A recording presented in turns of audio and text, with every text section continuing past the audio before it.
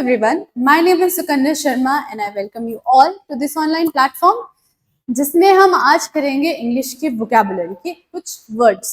ठीक है, इंग्लिश की वोकैबुलरी काफी इम्पोर्टेंट पेपर पर्सपेक्टिव से तो मान सकते हैं, होता ही है, वो तो होता ही है, लेकिन अगर आप डेली यूज में भी देखोगे, normal day to day activities में भी अगर आप देखोगे कि आपकी वोकैबुलरी अच्छी हो तो आपको कहीं ना कहीं एक एज मिलता है ना। तो इंग्लिश वोकैबुलरी सबकी अच्छी होनी चाहिए। और वो अच्छी कैसे हो सकती है? वो अच्छी हो सकती है अगर आप डेली प्रैक्टिस करते हैं वो वर्ड्स। अगर आप डेली देखो, लैंग्वेज जो है ना वो बोलने से ही आती है। ठीक है, मैं आपको यहाँ पे वर्ड्स करवा दूंगी, हम वो प्रैक्टिस किया करेंगे, लेकिन आपको अपनी तरफ से भी कुछ एक्स्ट्रा एफर्ट्स करने पड़ेंगे। जैसे आप क्या कर सकते हो, वही वर्ड साथ साथ में आप कमेंट में लिख सकते हो। अगर आपको वो भी नहीं करना है तो आप क्या कर सकते हो, अपने फ्रेंड्स को बता सकते हो, या साथ साथ में मान लो आप अपने नोट डाउन कर रहे हो और उन वर्ड्स को आप कुछ कुछ एक एक दो वर्ड्स अगर आप यूज भी कर रहे हो और पिछले कल के वर्ड्स आपने आप वापस से देख लिए, थोड़ा थोड़ा रिवाइज भी कर रहे हो, तो आपकी वो वर्ड्स आपके दिमाग में बैठने लग जाएंगे। जितना आप उन वर्ड्स को यूज करोगे उतना ही ईजी आपको रहेगा उन्हें याद रखना भी। और बहुत सिंपल वर्ड्स हैं, एग्जाम्स में भी पूछ लेते हैं तो काफी ज्यादा हेल्प मिल जाती है अगर हम डेली इन टच रहे वोकैबुलरी के। ठीक है, ऐसा नहीं है कि वही अगर आपके में वही जो आज हमने वर्ड किया है ये आए तो रिपीटेड क्वेश्चंस में से ही मैंने ये वर्ड्स उठाए हैं। ठीक है, तो ऐसे क्या होता है, अगर डायरेक्ट नहीं आएगा ये वर्ड लेकिन ऑप्शन में आ सकता है तो आप एलिमिनेट कर सकते हो, है ना। तो बहुत जरूरी है, इंपॉर्टेंट वर्ड्स हैं जो क्वेश्चंस में आए भी हैं, वो मैंने कुछ वर्ड्स आपके उठाए भी हैं। तो करते हैं vocabulary for all competitive exams. कोई ऐसा एक पर्टिकुलर एग्जाम नहीं कि इस एग्जाम्स के लिए सारे वर्ड्स जो इंग्लिश की वोकैबुलरी है ना, आपको आनी चाहिए और वर्ड्स नॉर्मली भी आने चाहिए, है ना। और ऐसा तो है नहीं कि एक पेपर के लिए होंगे, तो ये सारे एग्जाम्स के लिए हैं जो भी पूछे जाते हैं। तो आते हैं अपने पहले वर्ड पे जो कि है इरेट। क्या बोला मैंने? इरेट। ठीक है, I don't know if the picture is clear और नॉट। देखना, इरेट का मतलब क्या होता है? थोड़ा सा इरिटेटेड होना, कि कोई चिढ़ा हुआ सा इंसान है ना। क्या मतलब होता है? अत्यधिक अत्यधिक क्रोध महसूस करना या दिखाना कि नहीं करना है ऐसा, या मान लो आपको वो चीज नहीं करनी थी और सामने वाला वो चीज किसी को, कोई बात है मैंने अपने दोस्त को बताई और मेरा दोस्त जो है आगे बता रहा है, ठीक है, तो मैं नहीं चाहती कि वो उसको बताए, मैं उसको ऐसा एंगर शो कर रही हूँ, तो गुस्सा शो कर रही हूँ कि नहीं बता, मत बता, नहीं बताना था ये, है ना। तो और भी कुछ चीजें हो सकती है, जैसे कि हमने एग्जाम्पल क्या लिया है, we have received some irate phone calls from customers. क्या मतलब? आप भी कस्टमर हो, ठीक है, हम ऑनलाइन शॉपिंग करते हैं, कुछ कुछ अच्छा सामान नहीं आता है, कुछ टूटा फूटा सा सामान आया, हमने बड़े अरमानों से अपना सामान मंगवाया और वो सामान अगर टूटा हुआ है तो हम बहुत गुस्सा हो जाते हैं और क्या करते हैं, कॉल पे चीखने चिल्लाने लग जाते हैं, गुस्सा करने लग जाते हैं। किसको? जो भी हमारा कस्टमर केयर वाला होता है। ठीक है, तो फोन कॉल्स पे जो है इरेट फोन कॉल्स, इरिटेटेड, इरेट से आप याद रख सकते हो। इरिटेटेड तो बहुत कॉमन वर्ड है ना, ये तो सभी को आता है। तो इरेट को इरिटेटेड से आपने याद रखना है, जो बहुत अत्यधिक क्रोध में या चिड़ा हुआ सा इंसान है। ठीक है, इसके सिनोनिम्स अगर हम देखें, एनग्रेव्ड, वो भी क्रोधित होता है, उसका मतलब वेक्स्ड, फ्यूरियस, इन सभी का मतलब हीटेड, कि ये तो बहुत, ये भी गुस्से में, अभी इससे बात करना रहने देते हैं, है ना। तो ये सारे वर्ड्स का मतलब क्या होता है? क्रोधित ही होता है। और इसका उल्टा क्या होगा? एंटोनिम क्या होगा इसका? काम, जो कि शांत होता है। ट्रैंक्विल, ट्रैंक्विलिटी वर्ड सुना है? ट्रैंक्विल का मतलब भी होता है जो बहुत शांत होता है। पानी कितना शांत होता है, कहीं पानी टिका हुआ हो और वो कहीं कुछ आवाज नहीं आती है उसमें ना, बहुत शांति सी फील होती है, ट्रैंक्विलिटी फील होती है। तो इन दोनों वर्ड्स का मतलब है शांत। ठीक है, एंटोनिम भी हो गया। नेक्स्ट वर्ड पे आते हैं, चर्लिश। चर्लिश का क्या मतलब होता है? जिसका बुरा स्वभाव हो या असभ्य हो। पिक्चर शायद थोड़ी क्लियर नहीं है। चर्लिश अगर हम देखें तो पहले के टाइम पे क्या होता है, आजकल तो सभी लोग बहुत ओपन है, बहुत अच्छे से बात करते हैं, अगर कोई स्ट्रेंजर भी आपसे आके बात कर रहा है तो हम अच्छे से बात करते हैं, है ना। लेकिन पहले क्या होता था, लड़कियों को थोड़ा ऐसा बोल जाता था कि ये अच्छा स्वभाव नहीं होता, ये बहुत रूडली रिप्लाई करते हैं लड़कियां। कोई स्ट्रेंजर आके आपसे कुछ पूछ ले, आपने मूवीज में भी देखा होगा, पुरानी मूवीज में ऐसा होता है ना कि कोई किसी से बात करने की कोशिश करे तो लड़की बहुत इरिटेटेड सा आंसर दे रही है, और ऐसे गुस्से में आंसर दे रही है कि नहीं मुझे तो तुमसे बात ही नहीं करनी, चाहे वो एक नॉर्मल सी बात भी कर रहा हो, है ना। तो उसका मतलब असभ्य कहते हैं उसको थोड़ा। और क्या कहते हैं इंग्लिश में? सरली, ठीक है, चर्लिश सा बिहेवियर है थोड़ा, चर्लिश, सरली, या आप थोड़ा इसको याद रख सकते हो गर्ली, ठीक है, गर्लिश सा बिहेवियर है थोड़ा। तो इसका एग्जाम्पल क्या है? It would be churlish not to congratulate him. मान लो मैं एक लड़की हूँ, ठीक है, थोड़ी सी चिड़चिड़ी नक्चिड़ी सी लड़की हूँ, और मेरे साथ कंपटीशन किसी लड़के का हो रहा है और वो अगर जीत गया तो मैं क्या कह रही हूँ कि मुझे नहीं करना उसको कांग्रेचुलेट। तो स्पोर्ट्समैनशिप क्या होती है? अगर आप हार भी रहे हो तो आप क्या है उतनी ही खुशी के साथ, आपका कंपटीशन है, उसने भी उतनी ही मेहनत की है, आपने भी उतनी ही मेहनत की है, और दोनों में से कोई एक नहीं जीतना है। अगर आपका दिन अच्छा नहीं था तो वो जीत जाएगा, है ना। तो अगर वो लड़का जीत गया तो उसमें क्या होगा? अगर मैं वो कह रही हूँ कि मुझे नहीं उसको कॉन्ग्रेचुलेट करना, है ना, तो उसको उस बिहेवियर को क्या कह रहे हैं? It would be churlish not to congratulate him. अगर हम उसको कॉन्ग्रेचुलेट बधाई नहीं देते हैं तो बहुत चर्लिश सा माना जाएगा, बहुत असभ्य सा माना जाएगा, है ना। तो इसका सिनोनिम क्या होता है? रूड, खड़ूस, खड़ूस भी बोल सकते हैं, है ना। इल मैनर्ड, असभ्य है थोड़ा, अच्छी बात नहीं है ये, है ना। बुरिश या अनकाउथ, इन सभी का एक ही मतलब है, असभ्य या थोड़ा सा बुरा स्वभाव होना, ठीक है। तो ये हो गया इसके सिनोनिम्स। एंटोनिम्स में क्या है? इसी का उल्टा हो गया एंटोनिम्स, कि मैं बहुत चिड़चिड़ी हूँ या मैं बहुत ऐसी हूँ कि हाँ बहुत ज्यादा रूड हूँ, तो रूड का उल्टा क्या हो जाएगा? पोलाइट, कि बहुत अच्छे से बात कर रहे हैं, है ना। क्लासी, उत्तम दर्जे का। काउथ, अनकाउथ का उल्टा हो जाएगा काउथ, ठीक है। कि क्लासी, तो क्लासी लोग बोलते हैं ना कि वो बहुत सबको अच्छे से ट्रीट करते हैं, जो बहुत कई बार हमने देखा होगा कि अगर हम बहुत बड़े बड़े सीईओ को देखो, अमेजोन के सीईओ को देखो या गूगल के सीईओ को देखो, है ना, तो हम देखते हैं अंबानी फैमिलीज को देखो, तो हम देखते हैं कि ये लोग कितने क्लासी हैं और ये एक नॉर्मल आम इंसान से भी बहुत अच्छे से बात कर रहे हैं, तो वो एक क्लासी बिहेवियर माना जाता है, ठीक है, उत्तम दर्जे का बिहेवियर माना जाता है, स्वभाव माना जाता है, ठीक है। थोड़े सेम सेम से ही वर्ड्स है ताकि आपको बैठ जाए दिमाग में, ठीक है। नेक्स्ट आता है आपके पास पीव्ड। क्या बोला मैंने? पीव्ड, ठीक है। तो पीव्ड शक्ल देख रहे हो यहाँ पे, मजा नहीं आया कुछ, ठीक है।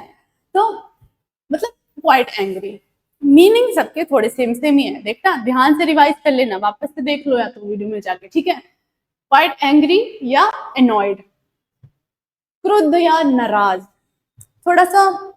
कई बार ऐसा होता है कि मैंने मान लो ऐसा हुआ था कि मैंने मैंने नॉवल पढ़ी थी, किसकी? अमीश त्रिपाठी जी की नॉवल थी, उसका नाम शिवा ट्रायोलॉजी थी, ठीक है। तो उसका पहला पार्ट द मेलूहा करके जो था वो बहुत अच्छा लगा मुझे, ठीक है। दूसरा पार्ट ठीक है, थर्ड पार्ट बहुत लेंदी हो गया, तो मेरा भी कुछ रिएक्शन ऐसा सा ही था। नो डाउट ट्रायोलॉजी बहुत अच्छी थी, आप भी पढ़ना अगर आपको इंटरेस्ट है नॉवेल्स पढ़ने में, मुझे बहुत पसंद आई थी, ठीक है। लेकिन उसका जो मतलब वो थर्ड पार्ट था वो तो थोड़ा अनइंटरेस्टिंग सा था, ठीक है, सॉरी। तो I am just peeved. The second half is so uninteresting compared to the first. I'm so peeved यार, कि जो उसका थर्ड पार्ट आया था ना, मुझे ना मजा नहीं आया, थोड़ा सा अनइंटरेस्टिंग सा था, ठीक है।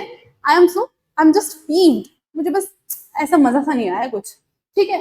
तो इसको क्या कह सकते हैं? कुछ लोग बहुत मूवीज को लेके बहुत एक्साइटेड होते हैं कि किसी मूवी का सेकंड पार्ट आ रहा है, अब तो हम देखेंगे ये वो, और इतने साल वो वेट भी करते हैं एक तरह से, और इतने साल बाद जब उसका सेकंड पार्ट आता है और मान लो वो उतना अच्छा नहीं रहा जितना उन्होंने एक्सपेक्ट किया था, तो फिर वो थोड़े से निराश हो जाते हैं कि ये एक्सपेक्टेशंस के पास हमारे नहीं पहुंच पाया, तो अनॉयड, है ना, इरिटेटेड या अपसेट बोल दो या बॉदर्ड हो दो। अनबॉदर्ड वो होता है जिसको कोई फर्क नहीं पड़ता, है ना, अनबॉदर्ड से कि ठीक है जो आ रहा है जा रहा है कोई फर्क नहीं पड़ता। बॉदर्ड होता है जिसको थोड़ा सा फर्क पड़ता है, ठीक है। ये हो गए इसके सिनोनिम्स। एंटोनिम्स इसके क्या हो गए? उसी का उल्टा, कि जिसको थोड़ा वो अच्छा लगा, ग्रेटफुल है कि हाँ बहुत अच्छी मूवी आई थी वो वाली, ग्रेटफुल, बेनोवलेंट, इसका भी लविंग ही होता है, मतलब जो खुश हो गए उसके रिजल्ट से, ठीक है। फ्रेंडली हो गया या प्लीज्ड या डिलाइटेड, इन सभी का एक ही मतलब है कि बहुत खुश हो जाना कि हाँ अच्छा रिजल्ट था, अच्छा पार्ट आया था सेकंड। नेक्स्ट वर्ड है हमारा परसुएड। परसुएड का मतलब क्या होता है? समझा बुझा के किसी को काम कराने के लिए राजी कराना या मनाना। परसुएड का सिंपल मतलब याद रखना है तो मोटिवेट करना। या परसुएड अगर आप देखोगे, कभी हम नॉर्मली बात भी करते हैं, अपना इंट्रोडक्शन दे रहे होते हैं, तो आई एम परसुइंग मास्टर्स। अगर मैं अभी मास्टर्स कर रही हूँ तो मैं आई एम परसुइंग मास्टर्स। अगर मैं पीएचडी कर रही हूँ तो I am pursuing my PhD, है ना। तो उस चीज को परस्यू कर रही हूँ, एक इस तरह से भी इसको बोला जाता है। दूसरा बोला जाता है कि let's just persuade the other friend to join the army, है ना। मान लो मेरा कोई दोस्त है, वो आर्मी ज्वाइन करना चाहता है और वो उसका अगर एसएसबी क्लियर नहीं हो रहा, तो मैं उसको मोटिवेट करना चाह रही हूँ, तो मैं क्या करूंगी, उसको परसुएड करूंगी, मोटिवेट करूंगी, उसको थोड़ा समझाऊंगी कि ऐसा कोई नहीं है, कई बार नहीं भी होती है चीजें, लेकिन हमें निराश नहीं होना होता। एग्जाम्पल क्या है? It was difficult to persuade Leela to change her mind. उसको मोटिवेट करना थोड़ा मुश्किल था, उसका मन, अगर किसी का कुछ बन गया होता है, उसको समझाना, उस चीज को लेके मोटिवेट करना, है ना, तो वो थोड़ा परसुएशन उसका डिफिकल्ट था। इस तरह से हम यूज कर सकते हैं। सिनोनिम्स अगर हम देखें तो साथ साथ के मिलते जुलते वर्ड, प्रेरित करना, इसका भी सेम ही मतलब है। कजोल, फुसलाना, कि मान जा। कई बार छोटी मोटी बातों में तो हम ऐसे ही बच्चों को नहीं फुसलाते हैं। पॉक्स का मतलब भी सेम होता है और प्रॉम्प्ट का मतलब भी सेम होता है कि मोटिवेट करना या प्रेरित करना, ठीक है। एंटोनिम्स देख लो, डिसुएड, इसी का ऑपोजिट, इसी का डायरेक्ट एंटोनिम है ये, डिसुएड करना। इसको परसुएड की जगह मोटिवेट करना, और मोटिवेट का उल्टा क्या होता है? डीमोटिवेट करना या डिसुएड करना, ठीक है। दूसरा वर्ड है डेटर, या डिस्करेज करना, या बचाना, प्रिवेंट करना, या उसको किसी चीज को वापस कर लेना। डायरेक्ट इसका मतलब यही है ना, जैसे सेल अनसेल कर देना। नेक्स्ट क्वेश्चन आता है आपका स्टॉन्च। स्टॉन्च वर्ड तो हमने बहुत सुना भी है। अगर आप बड़े बड़े हस्तियों के बारे में अगर आप कुछ पढ़ोगे तो कुछ होते हैं ना, जैसे पिछले लास्ट लेक्चर में हम क्या कर रहे थे, ओट्टी श्रीमल्लू नाम था, जिन्होंने आंध्र प्रदेश को सेपरेट करने की बात की थी लिंग्विस्टिक बेसिस पे। तो ये कौन थे? ये बहुत सपोर्टर थे, बहुत ज्यादा स्ट्रॉन्ग सपोर्टर थे, किसके? महात्मा गांधी जी के। तो हम क्या बोलेंगे, he was a staunch supporter of Mahatma Gandhi ji, या इसका मतलब क्या होता है हिंदी में, निष्ठावान, वफादार, या कट्टर वर्ड भी यूज कर सकते हैं, ठीक है। सपोर्टिंग समबडी या समथिंग वेरी स्ट्रांगली, किसी को बहुत ज्यादा लॉयल होना किसी चीज के लिए, ठीक है। Example, she is a strong supporter of the team. India की टीम को सब सपोर्ट करते हैं, है ना। जब मैचेस होते हैं, हमारे क्रिकेट मैचेस होते हैं, तो हम सारे स्ट्रॉन्ग सपोर्टर्स बन जाते हैं। इसी के सिनोनिम्स अगर देखोगे, स्टॉलवर्ट, लॉयल, या फेथफुल, इसका मतलब ये होता है निष्ठावान, वफादार, दोनों का मतलब, ठीक है। एंटोनिम्स में अगर आप देखोगे तो इसी का उल्टा हो जाएगा, कि आप किसी को सपोर्ट कर रहे हो या किसी को आप स्ट्रॉन्ग सपोर्टर हो, तो कहीं ना कहीं आप उनको बहुत ज्यादा ट्रस्ट करते हो, या वो आपको बहुत ट्रस्ट कर सकते हैं कि आप उनके सपोर्टर हो। और उसी का उल्टा क्या होगा, अगर नहीं कर रहे हो सपोर्ट, तो आप पे भरोसा नहीं किया जा सकता, अनरिलायबल हो, या अनफेथफुल हो, या डिसलॉयल हो, ठीक है। नेक्स्ट क्वेश्चन, नेक्स्ट वर्ड जो है हमारा, वो है रेबिलियन या विद्रोह। विद्रोह को रिवोल्ट भी बोलते हैं, और ये लाइन से आपको रेबिलियन का मतलब समझ में आ जाएगा। Indian mutiny of 1857 was a widespread but unsuccessful rebellion against the rule of British India। जो भारत का विद्रोह हुआ था 1857 का, रेबिलियन, रिवॉल्ट हुआ था ईस्ट इंडिया कंपनी के अगेंस्ट, ब्रिटिश कंपनी के शासन के खिलाफ, ठीक है। बहुत वाइड स्प्रेड, वाइड स्प्रेड का मतलब क्या होता है, बहुत बड़े लेवल पे विद्रोह हुआ था, ठीक है। लेकिन क्या हुआ, अनसक्सेसफुल हुआ, हमें इंडिपेंडेंस नहीं मिला था। लेकिन वो इतने वाइड स्प्रेड का मतलब होता है कितने बड़े लेवल पे वो हुआ था कि उसको नाम मिल गया इंडिपेंडेंस का पहला रिवोल्ट भी बोलते हैं कई लोग, है ना। तो इसी का अगर सिनोनिम देखें तो अपराइजिंग भी बोलते हैं, विद्रोह को ही। रिवोल्ट बताया मैंने आपको, इंसर्जेंसी भी वही होता है, और डिसओबीडियंस भी वही होता है कि हम आपके सपोर्ट में नहीं है, हम आपका विद्रोह कर रहे हैं, ठीक है, रिबिलियन है। एंटोनिम्स अगर आप देखोगे तो इसी का उल्टा हो जाएगा। अगर आप किसी को विद्रोह में हो तो आप उसको सपोर्ट कर रहे हो, है ना, ओबीडियंट हो आप, अगर उसी का एंटोनिम अगर हम देखें, या आप लॉयल हो या सबमिशन हो। तो कुछ लोग, क्यों हमारा रिवोल्ट अनसक्सेसफुल रहा था ये, क्योंकि कुछ लोग लॉयल भी थे ब्रिटिशर्स के लिए, ठीक है। तो दोनों ऑपोजिट तरह के लोग थे, कुछ लोगों ने रिवोल्ट किया और कुछ लोग ने उसी को ओबीडियंटली सपोर्ट शो किया, है ना। नेक्स्ट क्वेश्चन, नेक्स्ट वर्ड है हमारा हैसन। क्या बोला मैंने, हैसन, ठीक है। देखना टी साइलेंट है इसमें, लेकिन इसको हैसन ही पढ़ते हैं। तो इसका क्या मतलब होता है, जल्दी जल्दी करना कोई काम या बात। कई लोग होते हैं बात में बहुत जल्दी जल्दी करते हैं, या एकदम से अपना काम करना, फटाफट से अपना काम करना। कई लोग बोलते हैं मल्टीटास्कर्स, है ना। विमेन्स जनरली मल्टीटास्कर्स बोलते हैं, मदर्स हमारी मल्टीटास्कर्स, खाना भी बनाएंगे, घर भी संभालेंगे, फटाफट से सारा काम करेंगे, है ना। फटाफट से सारा काम करना मतलब हैसन से अपना काम करना। तो एग्जाम्पल भी देखो, exercise will Hesson the healing process. अगर आपकी इम्यूनिटी एकदम स्ट्रॉन्ग कर देती है। अगर आप थोड़ा सा बीमार फील कर रहे हो, आप एक्सरसाइज करते हो, आपको एकदम एक्टिव फील होता है, ब्लड फ्लो बढ़ जाता है ना बॉडी में। तो एक्सरसाइज क्या करती है, एकदम क्विकली, मतलब हैसन कर देती है, किस प्रोसेस को हैसन करती है, बढ़ा देती है, तेज कर देती है हीलिंग के प्रोसेस को, ठीक होने के प्रोसेस को। दूसरा एग्जाम्पल देखो, she hastened up the stairs. Stairs क्या होता है, स्टेयर्स को हिंदी में क्या बोलते हैं, सीढ़ी। तो उसने फटाफट से सीढ़ी चढ़ ली, she hastened up the stairs, ठीक है। आप अपने ये वर्ड्स आपने रेगुलर यूज में लाने हैं, अपने अपने दोस्तों को बोलना है, या आपने लिख देना है किसी को, या अपने व्हाट्सएप पे आप चैट करते हो, दोस्तों के साथ चैट करते हो, ये वर्ड कहीं ना कहीं ट्राई करना है कि यूज करने हैं। वैसा ही आपको सिंपल सा एग्जाम्पल दिया है, ठीक है। एक और देख लो, his death was hastened by alcoholism. मतलब अल्कोहल लेने से या नशा करने से उसकी जो हेल्थ है, उसकी जो हेल्थ इतनी खराब होगी कि उसको डेथ होगी, है ना। हैसन, उसकी डेथ जल्दी हो गई जितनी नॉर्मली अगर उसकी वो सही रहता तो, है ना। हैसन के सिनोनिम्स अगर देखें हम, सेम मीनिंग वाले वर्ड्स कौन से, एक्सेलरेट मतलब बढ़ा देना, तेज कर देना, रश करना भी होता है जल्दी में, हरी करना, हरी अप बोलते हैं ना, टीचर्स बोलते हैं स्कूल में, hurry up, be in lines, है ना, जल्दी करो, लाइन में लगो। एनकरेज करने का मतलब यही होता है, और क्विकन भी मतलब क्विक, जल्दी, यही मतलब होता है। एंटोनिम्स अगर आप देखोगे तो जितना जल्दी का मतलब क्या होगा, slow slow, move slowly, creep, crawl, crawl मतलब रेंगना, या लैग। लैग आपने बहुत कंप्यूटर के आईटी सेक्टर में आपने बहुत ये वर्ड्स देखा होगा, या आप फोन यूज करते हो या कंप्यूटर्स यूज करते हो, गेमिंग अगर आप करते हो तो ऐसे करते हैं ना कि गेम आपकी लैग होती है, रुकती है वो।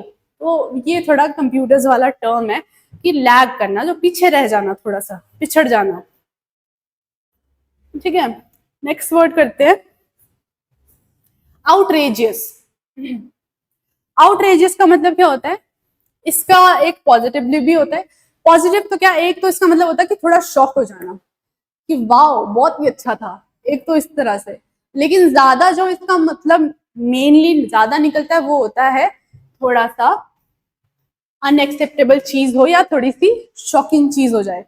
तो ज्यादातर अगर आप न्यूज़पेपर्स वगैरह में भी देखोगे, या नॉर्मली आप कोई नॉवल पढ़ोगे, आपके कॉम्पिटेटिव एग्जाम्स में कोई पैसेज में भी आएगा, तो ज्यादातर ये यूज होगा एक तरह से कि क्रोध बताने वाली वर्ड की तरह, ठीक है, जिसमें अपमानजनक लगे या चौंका देने वाला। तो इसके दोनों एग्जाम्पल्स हम देखेंगे। एक देखते हैं, I must apologize for my outrageous behaviour. हो सकता है कि कई बार मुझे बहुत गुस्सा आ गया, मैंने बहुत ही गंदे तरीके से बिहेव कर दिया सबके सामने, ठीक है। तो बाद में मुझे लग रहा है कि मुझे ऐसे नहीं करना चाहिए था, उस टाइम वो बहुत ज्यादा मैंने गुस्सा दिखा दिया, तो वो किसी के लिए भी एक्सेप्टेबल नहीं था।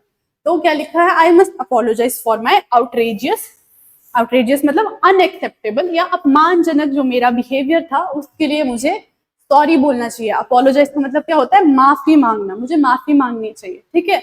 दूसरा एग्जाम्पल देखते हैं, जो मैंने आपको एक दूसरा पॉइंट ऑफ व्यू बताया आउटरेजियस का, वो है she is known for her outrageous costumes. आप देखते होंगे आजकल तो इंस्टाग्राम में भी वो पता चलता है कि कहाँ पे वो इतनी अच्छी बहुत सुंदर सुंदर कॉस्ट्यूम्स पहन रहे हैं। कई लोग तो बिल्कुल ही अलग ही अटपटी सी कॉस्ट्यूम्स बना के भी पहनते हैं, है ना। तो वो आपको भी एकदम से, हम भी हैरान हो जाते हैं कि ये क्या करना हुआ है ना। तो ये वर्ड उसी कॉस्ट्यूम के लिए बना है कि she is known for her outrageous costumes. और कोई एग्जाम्पल देना मुझे आप कमेंट सेक्शन में कि ये किसके किसके हम ये लाइन चिपका सकते हैं कि शी इज नोन फॉर, कौन है ऐसी, कोई मॉडल है या कोई इन्फ्लुएंसर है कि जो अपने आउटरेजियस, बहुत ही ऐसे शॉक कर देने वाले आउटफिट्स के लिए फेमस है, ठीक है। इसके सिनोनिम्स देखें तो चौंका देने वाला मतलब शॉकिंग, या अगर नेगेटिव सेंस में ले तो हॉरिबल भी हो सकता है कि बहुत ही भयानक सा है, जो भी है, जो भी पहना पर बड़ा भयानक है, या ड्रेडफुल, या बड़ा खौफनाक है, ठीक है।